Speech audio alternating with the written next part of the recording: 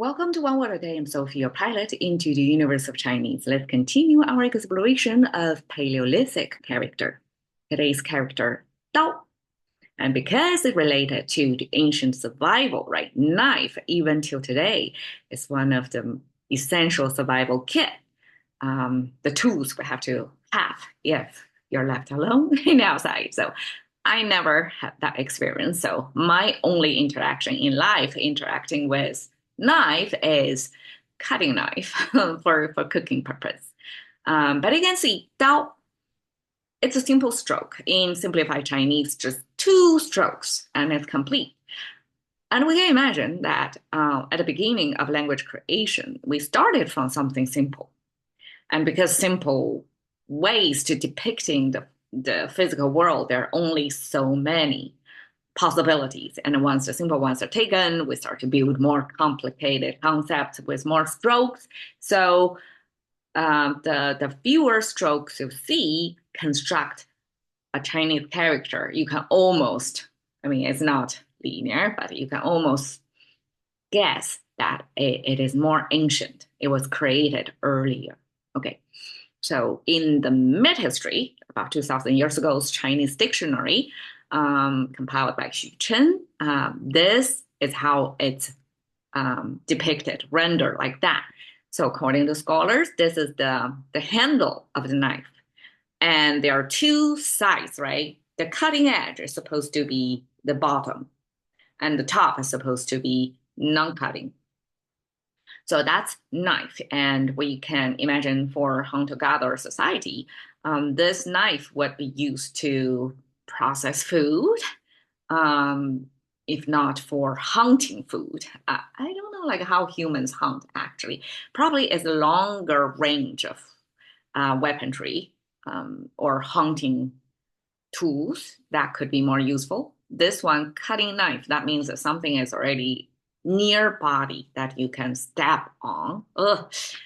Okay, these action words are not part of my everyday lingo. So, but Dao, we even if we don't need to hunt with Dao, we probably food processing as today as before, still use Dao, and Dao is still part of our life pretty much. And today I give you three expressions. 笑里藏刀. This is such a common, frequently used Chinese expression. So basically, it's talking about you cannot just judge a book by its cover. Basically, you cannot tell if somebody is smiling at you, if that person is well intentioned, because the appearance and the intention, especially in the case of humans, it can be complicated. It may not be on what's on the surface, right?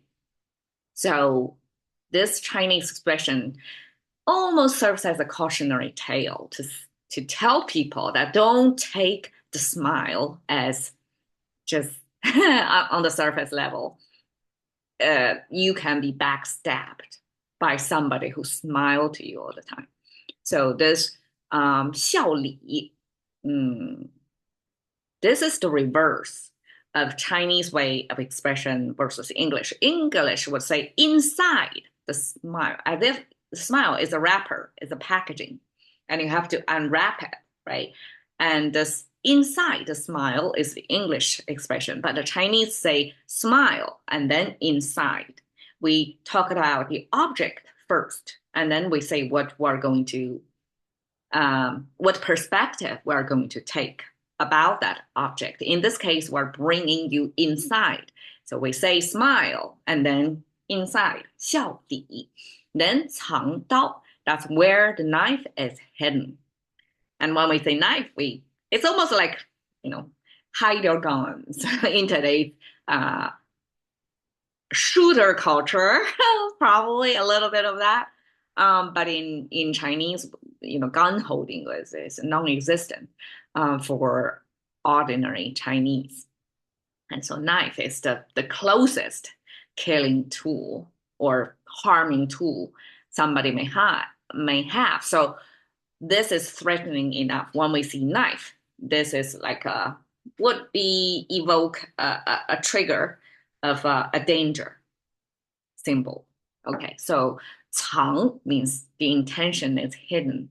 It's not on the surface. And especially the surface is on the contrary to the intention. And knife is what it's real about, the intention to harm, to kill, in spite of smiling surface. Okay, 刀子嘴豆腐心. Okay, you see there are total 6 characters, but they only translate into 4.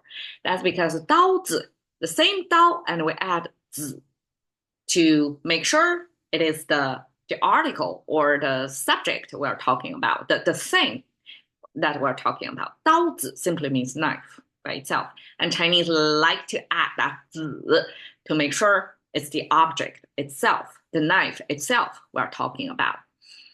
And 嘴, so the mouth means somebody's expression, what somebody say, can be as hurtful as cutting you with a knife. So that's 刀子嘴. 豆腐心 means心 means somebody's intention to you.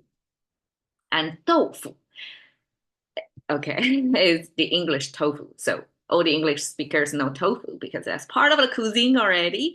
And that is the borrowed from the Chinese culture because that cuisine came from China, right? So 豆腐 is how it's spelled. It's basically fermented. 豆, beans. Beans fermented, formed into a cuttable, soft way. It's almost like a Chinese jelly, the bean jelly, right? Except it's not see-through. But that's 豆腐, how tofu looks like. And 豆腐 is how it sounds like. Okay, 心 is the heart, means the intention. And we pair tofu and heart to mean it's actually soft-hearted, meaning somebody is not harsh to you at all. Somebody doesn't mean to hurt because tofu cannot hurt you. The only thing it can do is to nourish you, right? But that person with such tofu soft heart have a sharp knife-like mouth, means the words are sharp, even if probably the intention or action are soft. So there is this contrast of existing on this one person, of this sharp-mouthed, but is kind-hearted. So we need to, just like a 笑里藏刀, read the surface, the smile versus the knife, the kill, right? The friendly, the enemy, and the 刀子嘴, the sharp expression, the verbal attacks, right? Versus the act or the intention actually is kind, it's soft.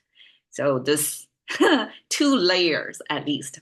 Chinese language put that inside phrase and peel it open for you so that, educated in this culture, all of us would be aware of such human behavior phenomenon.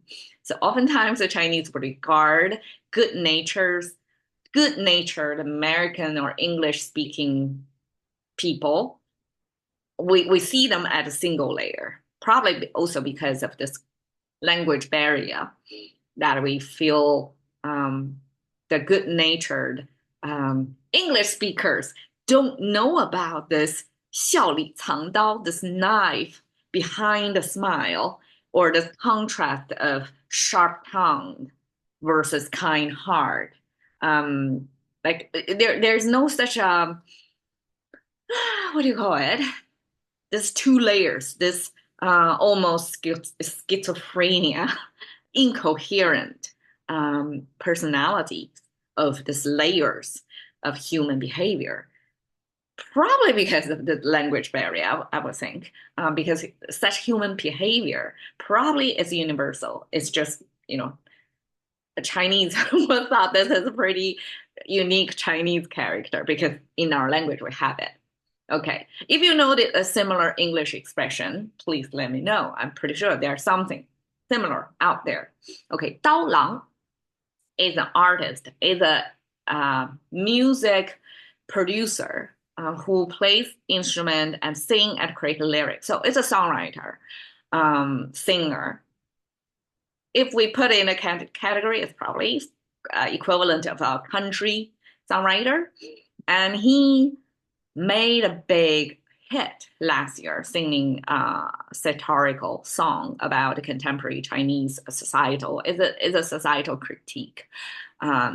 He put it in an art form that got a ton of readings into that. I mean, that in itself becomes controversial or conversational. That is, I guess, a way artists can serve the society to highlight something that nobody can verbalize and express it in a musical way, indirect way, satirical way so well. And interestingly, his art name as Knife Guy. Um, and you can see this knife, this ability to kill, or just like a 刀子嘴, the ability to be sharp in criticism, in cutting into the tissues of society, to critique, to expose. And that, as an artist's name, I find that that's pretty courageous in contemporary Chinese life. All right, so that's Dao. And this obviously is not from the hunter-gatherer age because this looks like stainless steel and all that intricate structures and the material probably is non-existent back then. But the same kind of a tool serves as same function, still be in use today.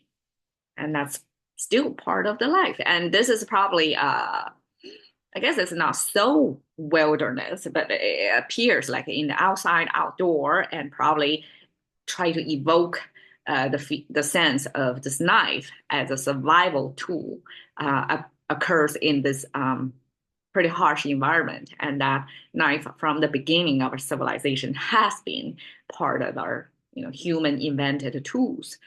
We started with it to be able to capture nature's gifts like proteins to survive here. All right, thank you for your time. See you next.